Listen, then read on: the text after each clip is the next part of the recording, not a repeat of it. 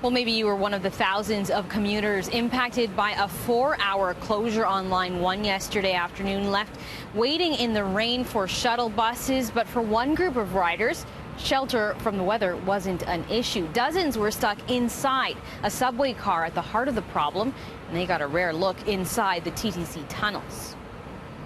This is an evacuation announcement. Please exit the train calmly. You're stuck on underground in a tube for an hour. No Wi-Fi, no cell service, no way to tell your family. You don't know what's going on. There's no power. And then all of a sudden, there's like a bunch of fire marshals on board telling you got to walk back to Union Station.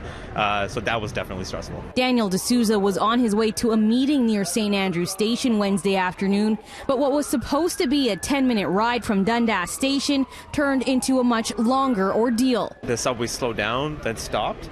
And then all the lights turned off, like all the sound stopped, and the subway kind of just like shifted a bit, like diagonally, and that was it. And then we were sitting there, and all of us are looking at each other being like, what happened? There's a board that goes over the power rail. That board somehow came loose and fell onto the power rail. We're still looking into exactly why that might have happened. The TTC says a fallen board on the track ripped the shoes that draw power to the train off the bottom of the subway cars, rendering it immobile. Outside, the situation was having a ripple effect on the entire system. Line 1 was shut down from Bloor to Osgood while the TTC tried to fix the issue. It took nearly 4 hours, leaving frustrated riders waiting in the rain. 50 shuttle buses were pulled from other routes, but many were too full for riders to get on. We had additional bus service that ran east and west along Queen and King. We had our GO agreement in effect where TTC customers can ride GO on a TTC fare within the City of Toronto. So we had all of those things in place, but we had to draw those 50 buses from other routes.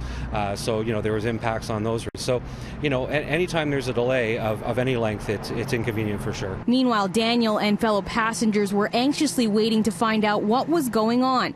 After almost an hour, fire crews finally arrived to escort about 50 people out to Union Station through the underground tunnel. It was surreal. It was a very strange experience. We had to walk on the tracks.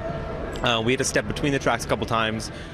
There was one point where the fire marshals were saying that the tracks might be live, so don't go on either side, just walk in the middle and then cross at a specific point. We train for sorts of evacuations in tunnels, so there was no danger really yesterday to any of our customers. Thankfully, we were able to get them back to the Union Station platform safely without incident. But the saga wasn't over just yet. The subway was back up and running just in time for rush hour, but now the TTC had to deal with concerns about safety. Riders crowding the platform in anticipation of the first train caused staff at Dundas Station to temporarily shut down the gates. We have a station crowding plan for all of our stations, and our station staff are trained in how to deal with that. And we understand the frustration, whether you're caught in a delay or you're waiting to get into a station and you're told that you can't. It's always safety first for us.